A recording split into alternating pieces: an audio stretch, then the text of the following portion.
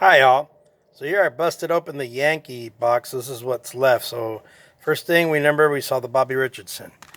Pulled out two Derek Jeters, early 97 Pinnacle, and a Paramount Pacific.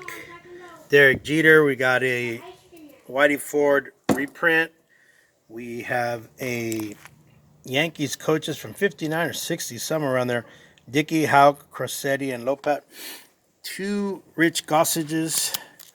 Oops. And that's going to be 1975, 78, some 78 Guidrys. Got one Mariano Rivera. I think this is his first Bowman in a Yankee uniform. Three Deion Sanders. Another three Goose Gossages. Three 1980 Gossages. This is a 75 Tops. Looks like Major League leading fireman on the White Sox, and then Al Habrowski. Another Guidry,